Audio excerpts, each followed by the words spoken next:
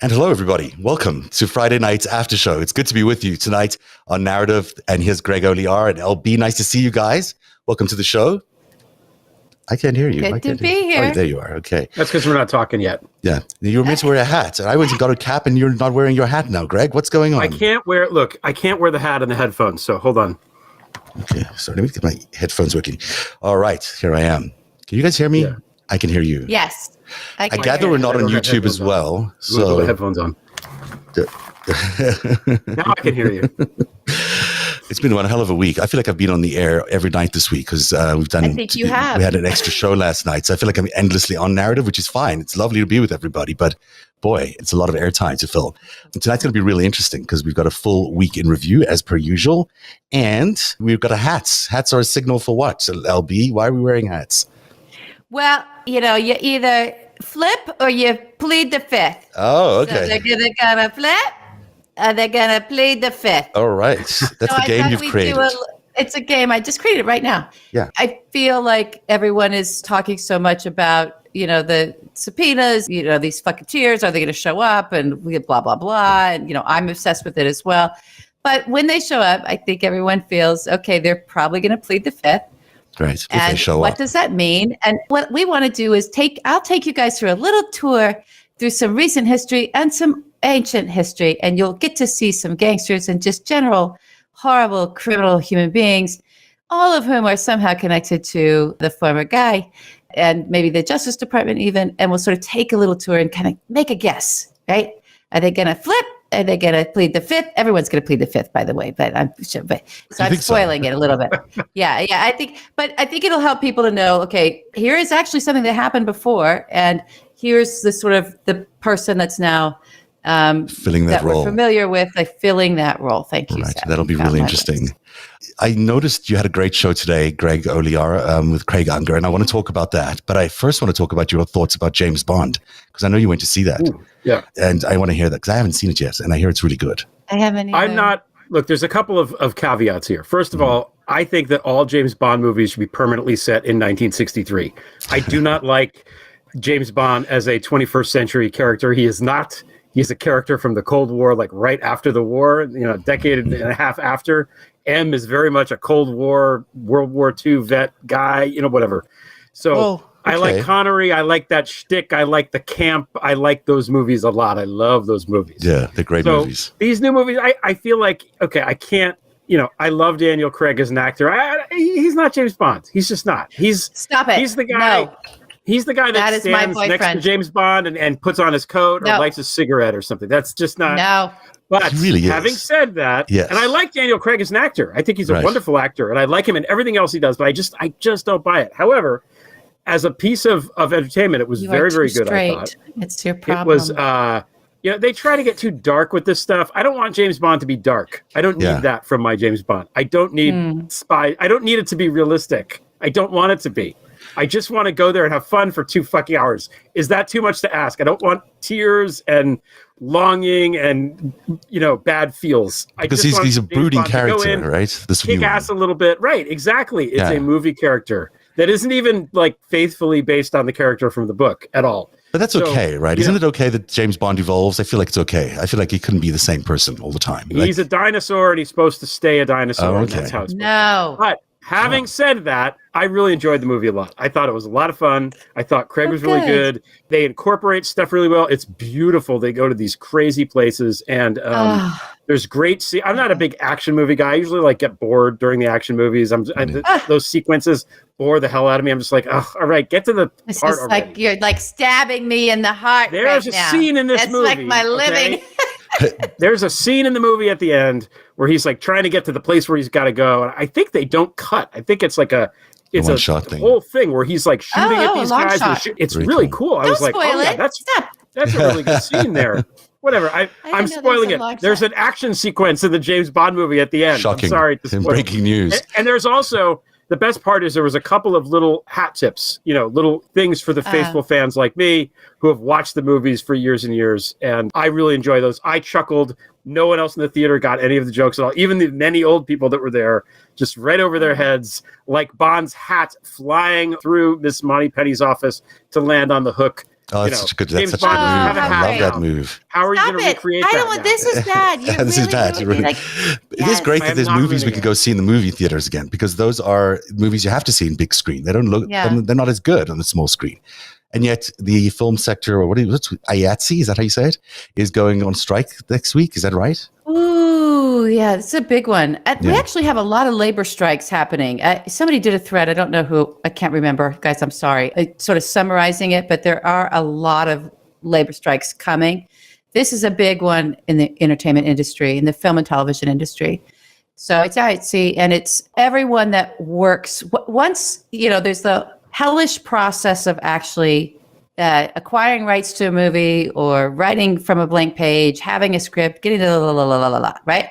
So you get all of that going. That's sort of called development, right? Mm-hmm. And then everyone agrees to make the movie. The money goes into place. Everyone's hired, and the lights go on, right? Mm-hmm. And you're filming. You're in pre-production and production. And everyone involved in that process, aside from what are called the sort of above-the-line players, this is all inside industry language. I'm sorry, everybody. That's it's kind of boring. But so crews, hair and makeup, wardrobe, everybody. The people are actually making the film, like actually people making that it. physically make the movie, right? Physically, they're doing it. The crafts people. Have to be careful with craft when you say it's more crafts, than that. Everyone thinks you're talking craft services, but the folks that, the grips, the sound, the camera, everything. The people who always yell at me when I try to touch a cable on set, those people. Oh, yes. Yes, they don't let you do anything on set. Yes. You're supposed to sit in a corner with and I'm not allowed to do anything. I can't move. I can't plug in anything. I can't do anything. Those are those don't people. do that. They're going on strike. Because it's a, yes. No, I agree with them. I shouldn't be doing it. They're going on strike, and it's primarily against the streamers. So it's the Netflix, Amazons, Hulus of the world that are not, and they haven't struck, I think, since the 80s or this is a huge union. It's a very powerful union. This is the workmanship of the whole thing, of why you have anything that you can go to any movie theater or turn on your television and anything comes on whatsoever. These are the folks who really make it happen. And so their union is striking because of pension and, payments into it. And Ted Sarandos is sort of like the big villain in this. He's really being nasty. So the strike was specifically against the streamers, but I think everyone else is striking in solidarity. So everyone is not going to be making movies just when they could be making movies. Down. It is shutting. I think it is. I think it's going to shut down. And I'm telling you, the amount of money being lost, it's one thing when us writers, when we went on strike, no one gave a fuck. They're like, fine, we'll pull out all these old scripts, right? We'll make reality TV. Fuck you, writers. Remakes. We're always treated so terribly, right? Yeah. And the actors going on strike, they find ways around all that. The crew? Yeah. Oh, good luck. Nothing happens without the crew. Oh my God. It's just, and we should all support them. It really is egregious. And they gave the streamers all this time. They kept coming back to the table. It was really the worst bad faith. Ugh. So on the other side. So, yep, it's going to be a big strike. And it's an important strike. And there's lots of strikes, as you point out. I think it'll American last labor 2 days, force is rising up. Oh, really? Okay. Yeah, I think let's not be biased here. How is Jeff Bezos going to pay to send 90-year-old actors into space if he's got to pay these workers on movies? Right. I mean, answer me that. Why should they get pension and health? Yeah. Yeah. We need to send William Shatner to space. Damn it. We do. And I'm so glad he went up there. He was bawling when he came down. Did you see his reaction? He was really emotional talking to Bezos, I did tears. not, because I do not care. And I was like, is that because he hasn't been drinking for 24 hours? Or is that because he's been out of space for 24 hours? I couldn't tell the difference, but it looked similar. I noticed Bezos also just was more interested in the champagne. So something's wrong with him. Bezos? Sorry. What do you think's wrong with him? I don't know. He's not normal. Well, something's a little off with that guy. He's a little bit off. He seems very, very testosterone driven, but there's probably more than you realize. So what should we do? Let's get into the news. So just before we got on the air, there was some breaking news out of Texas, because Texas is now the pariah state of the universe. Now they've decided to redistrict some of the voting districts in Texas, and it will affect, Sheila Jackson Lee, one of the most popular Democratic representatives out of Texas. It looks like she won't be able to even run in her own district. She'll be competing against the other African-American district representative, because what they're doing with the districts is quite remarkable. I'll show you an example of what's happening there. And So at the top of the slide, you'll see district as it was, and these darker green areas represent all these Hispanic communities. And, this is why they were able to elect a minority representative from this district. Now, what they've done below is they've incorporated some of the Hispanic areas into these larger white communities, meaning that the Hispanic communities will be basically minorities within these big white districts. Meaning, if you're Black or Asian or Hispanic in Texas, your vote is just not going to count if you're voting where you traditionally vote, which is disputable. And some days you think that, especially Latinos might be more predisposed to being Republicans these days, but still. It really is the most blatant, racist, apartheid thing I've seen happen in America in a long time. It really is unbelievable. Yeah. A place where America is going to be viewed around the world as pariah state, a state that is purely based on race. I mean, it's. I don't think people understand the perception of America that's happening around the world, that it's really changing how the world is viewing America, as it used to be a bastion of freedom and a bastion of liberalism. And now it looks like it's becoming a racist state. Yeah, it's awful. It's very disturbing. I'm going to tip my hat right now to Roxana Arquette, yes, who gave a speech at the Women's March with several people. And I know this particular line, she consulted with Ruth Ben-Ghiat, who's been on our show, is a dear friend of all of us, and with Greg Olear as well. But it was Roxana really crafted a lot of it. She's trying to articulate what's going on with Texas. What is the bigger thing happening? Mm-hmm. Because, of course, the Women's March that was recently was a reaction to the bounty and the abortion stuff. Right. It came up with this line of Texas is a laboratory of American authoritarianism. Mm. So with Ruth, and it's true. Every line, every word in that is such an important word, right? That it's a laboratory. They're really experimenting there. It's on the front lines of how can we cook up? How can we use state legislature? How can we use the powers within a state? How can we use things like redistricting? And she did tie it into the voter suppression that was going on. And here we see it happening. She was right. And then American authoritarianism is a very specific thing. It really is coming out of our own DNA, out of our history with slavery, our history with racial oppression, our current moment that we're living through with all of this regurgitation of all this stuff and the twisting of it. And then we have this sort of what's happening in the education and with the boards of education, and now a real push towards actually having a different point of view over the Holocaust now. Yeah, like unbelievable. This stuff coming out from these states, right? It's all from the state level, this bubbling up of authoritarian rule. And how can they disintegrate our democracy to such a degree in order for that to sort of take hold and really have a stronghold. And Texas it's the laboratory for it. But it's authoritarianism. Everything's been cooked up there. And it's racism. I mean, it's a racist Christian state. It's not just, an authoritarian state. It's got these extra features. That's key to authoritarian states. Yeah, they always start with the otherizing. They start with the subjugation of women and the stripping women of any and all rights, creating women as property. Mm-hmm. And then they come after LGBTQ, right in there with women. But then it always takes that turn on some type of racism or anti-Semitism, that the sort of othering of, separating neighbors from one another based on their genetics. Always. This came up in last night's show when we were speaking to Sean Prophet, who's the son of Elizabeth Clare Prophet from the 90s. Do you remember her? She was a well-known cult leader. He was part of the cult, and he was on with Jim Stewartson. And Jim was talking about all the similarities that Flynn is currently exhibiting in his nationwide tour of America, where he's using the very same prayers that Elizabeth Marie Clare was using in the 1990s. Her very own cult prayers Flynn is using today as he's going around the country, basically brainwashing Americans into joining his movement or whatever it is he's trying to build. It's terrifying stuff when you really come down to it. It is. Sev, did you guys get into where she got her prayers, which sounds like cooked up propaganda and semantics? It sounds like it came out of somewhere other than her prayer book. Apparently it came from, up above from the masters. That's what she claimed.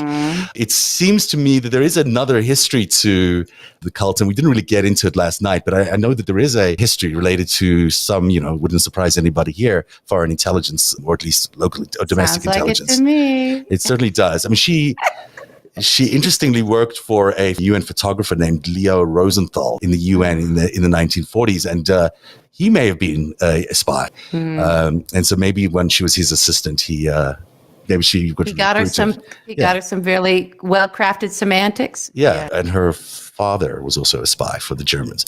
So, so he's got a little spy history in the family. It doesn't mean anything, but sometimes it does. Sean is really was unaware of it. Her son was unaware of it, or at least claimed to be unaware of it. Yeah. But these guys were like real, like doomsday cult, building bomb shelters, to escape the nuclear fallout that they thought was coming in Montana. It was really a different time, but the same kind of thing. This perpetual ratcheting up of fear and almost capturing of fear. It feels like that there's a double motive going on here, that there's let's grab the fearful people and direct them into a different direction. And then let's also ratchet up the fear so you get more. That's really where we're at right now, I think, in America. Yeah. Getting back to Texas for a second, Jeff. Yeah, is there sports that in Texas? Not yet. The Lone Star State is now the Lone Tsar State because that's what they want to be. They want to be authoritarian Russia. Yeah. So just flip that S and T around because that's what you've got there. Oh, now, nice. Well done. There's your title for the episode. Yeah, I think I need it. What Texas has done for generations now is suppressed, especially the black vote in that state. Yeah. Exactly. If you look at the demographics of Texas and the percentage of registered voters in the state of Texas who voted in 2016 and who voted in 2020, if you just go back and look at those numbers relative to other states, it's significantly less. Whatever they're doing, whatever the suppression tactics are there, maybe it's, hey, you have to drive to this one mailbox and that's the only place you can vote in this county that's as big as Rhode Island or whatever, and you don't have a car. Whatever they're doing has been working really, really effectively for a long time. But the good news is in Texas, there are more people in Texas that are Democrats and on our side than are on the side of Greg Abbott and the authoritarian jerks. There are being redistricted out of their districts. That's why they are so desperate to do this shit. Okay, Texas is a cool place. There's lots of cool people there, and it is a minority of neo-fascist assholes who are seeking to do this, led by Abbott and Dan Patrick, the assistant, whatever his name is, the deputy governor. What's the second man? Lieutenant governor, and the attorney general. Who's under indictment for fraud? Who's been under indictment for 5 fucking years. Okay, that's very authoritarian of him. They always are mobsters. They're always gangsters.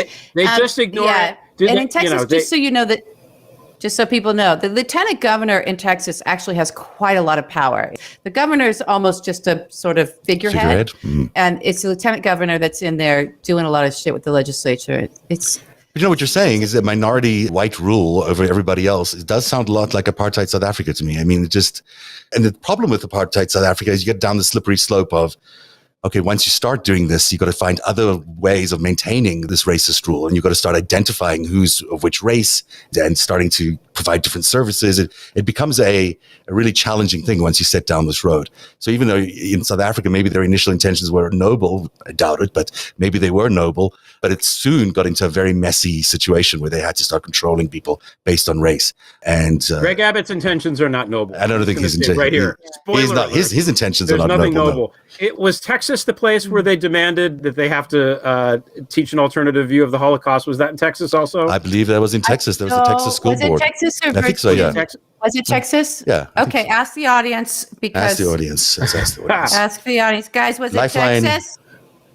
I'm looking. Well, they'll answer for us. They're on a little bit of a delay. I think it was in Texas. That story's a big they're story. saying yes, Texas. Yes, thank you.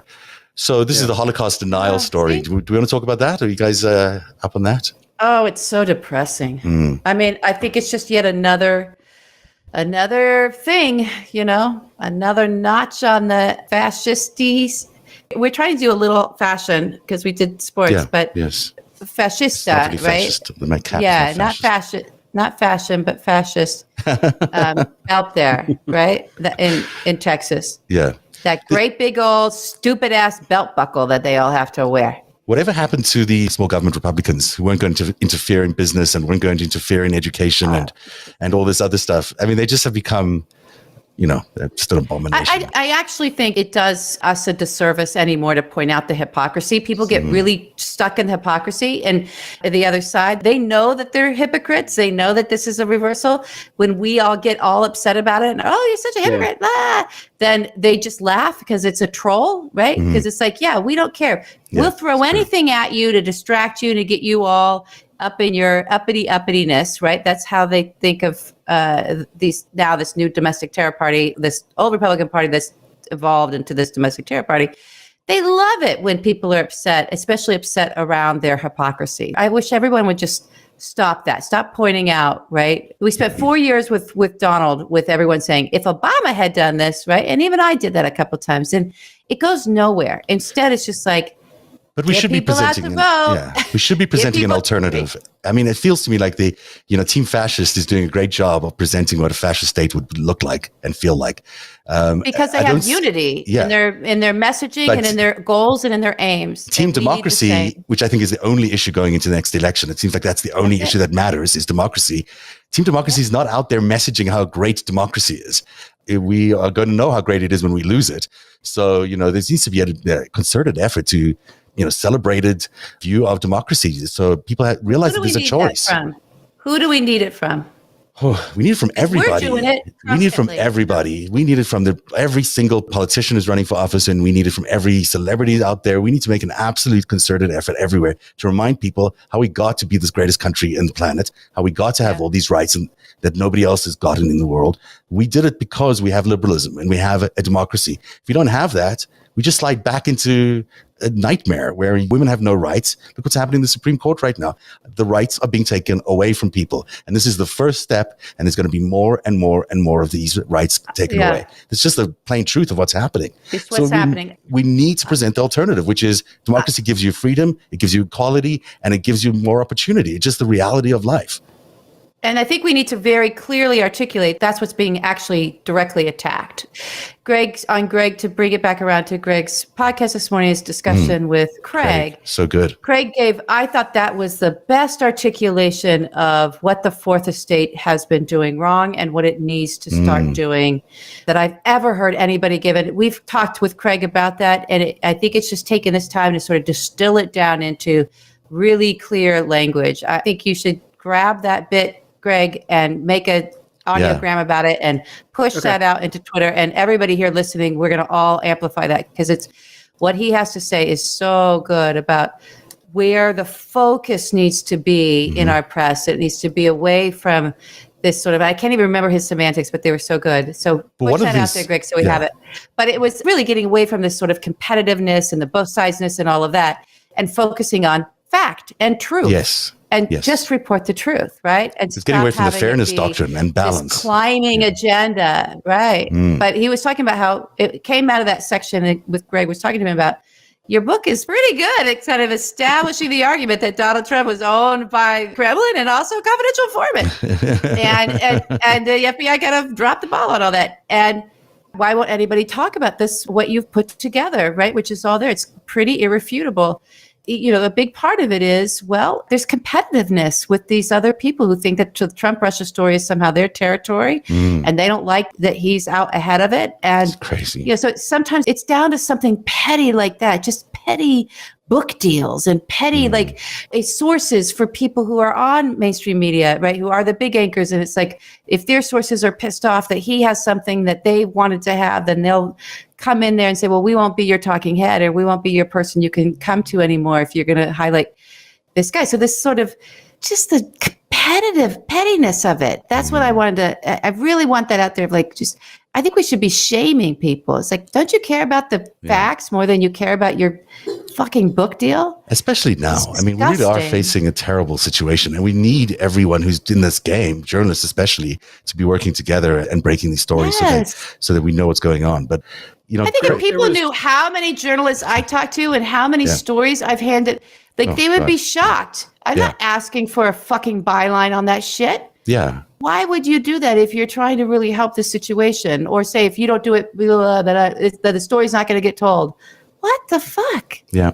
Yeah. I mean, it's... go ahead. Sorry. And I look at that. I was going to say another thing that he talked about, which I think is important, is that the New York Times, for better or worse, remains kind of the de facto go-to. And if the Times doesn't want to report on something, other outlets are scared to do it themselves, for better or usually for worse. And the Times tends, Craig said on the podcast today, not to report stuff unless it's verified by either super top sources in the government or the FBI itself, which the FBI doesn't give out press releases and say, oh yes, Donald Trump is X, Y, and Z.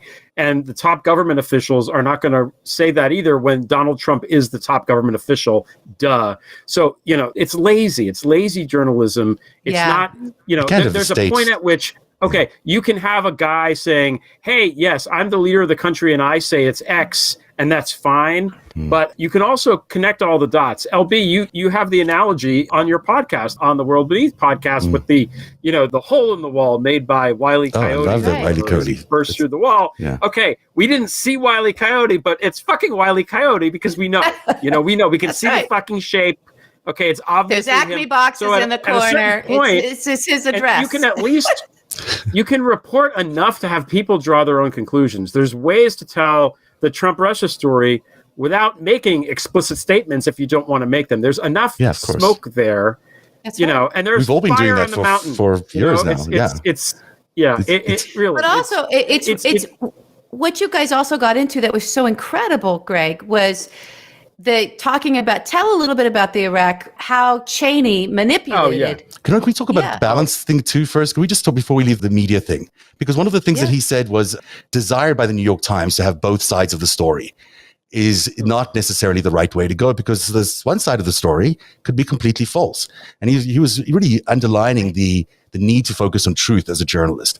Yeah, that is absolutely true. I mean, it makes no sense to go after both sides. This idea of a fairness doctrine both sides have equal ratings. No, it's absolutely not the case. If one side is telling you a bunch of lies, as we've seen in the last 4 years, they don't get to be an equal partner in the news sphere, in my opinion. So there you go. Sorry to interrupt. Well, no, it brings it up, and I don't like to use this example because it's so extreme, except that in Texas, they brought it up today with this Holocaust business, saying we have to both sides of Holocaust, right? Okay, if that happened today, the New York Times would have to go find one of Hitler's guys to have a quote saying, oh, no, that's not what's going on. That smoke is something else. They'd have to have the fucking quote in there. Yeah, I mean, how do you both sides that? Have all the evidence available. The Times would be like, well, we can't run that. It's only one side. Exactly. Because the one side is correct. Yeah. The one side is correct. If it's the facts. The facts are there. Yeah. Yeah. The facts are there. If the thing is true, you do not need two sides. There is no two sides. There's no two sides. There is only one side at that point. 2 + 2 is fucking 4. Yeah, exactly. Exactly. So how do we know that? I mean, it's exactly the problem. It's 6, No, it's not. And you've got a bunch of QAnon people running for government now, and their version of what's going on in the world is completely bonkers. So we definitely don't want their version in the news. that's it's unacceptable. There's actually a Kremlin term for this. Is there? Because it is part, both sidesism is part of a military intelligence science that is in there for cooking up propaganda and getting people in these logic traps, in these logic loops. Yeah. So that you can disintegrate telling me about this. truth itself. Yeah. Wow. This was years ago we were talking about. Yeah, I remember that. Wow. Thank you for reminding us. So when you see people that come out of the CNP years ago came out really perfected in the art of this. I think it's time to look back at all that and say, oh yeah, you were really good at that when no other American was. That's not an American-born thing. And how'd you come out of that little think tank ready to go like that? Who's in there with you? Kellyanne Conway? Who was in that think tank with you? And where's the Democratic counterweight to that? We don't have one yet. You're going to start talking about the other thing that Craig was talking about. The Judith Miller. Yeah, right? Okay, yes, so. What that was basically when the Bush Cheney people were really good at exploiting the New York Times or journalists in general. So Cheney would call, we think that Iraq has yellow cake or whatever. They have WMDs, but you can't say that I said it. But this is what we think. And then she read an article about it because Vice President just told her this, right? So she read an article. Sources at the White House say blah blah blah. Then Cheney would go on TV and say, well, the New York Times has just reported that Iraq has, yellow cake. So it's this spin cycle of thing where he started it, but sort of appeared not to be the one to have started it. they fell for it again and again and again. I think it's the way because they knew that disastrous if the effect. New York Times printed it, then they could use that as evidence to advance the war effort. Right. But what no one's telling you is they're the ones who planted that information with the New York Times, knowing that how they were going to use it. And so that's the game. That's the racket, everybody. It's a big old racket. It really is a big racket. So, the New York Times is not necessarily the place to get your news. You can go to Prevail, or you can go to Narrative, or you can go to The World Beneath. Any of those places, you get your news and your history. But the problem is, though, not to denigrate what we're doing, but I would really rather that the Times be the place where we get the news. Yeah, I think so. Can someone go in there and fix that fucking thing, please? Because 75 or 80% of what they're doing is really great. It's not like the whole Times sucks. It's a small percentage of it that's bad, but the small percentage of it that's bad is really, really, really bad. Starting with the whole op-ed page. I mean, just turn over everybody there. I don't understand why. There's a real need to, columns. And we can't be amplifying the GOP anymore. I mean, they're spouting racist or authoritarian or whatever nonsense they're coming up at any given day. We can't be amplifying that. The New York Times can't be printing that with the same weight as they are printing a Democratic position. It just doesn't make any sense. Thank you for spending your time with Narrative, and stay tuned. There's much more to this conversation in our next episode. Narrative is made possible by viewers and listeners like you who join at patreon.com/narrative. Join today and support truly independent journalism. Patreon.com/narrative.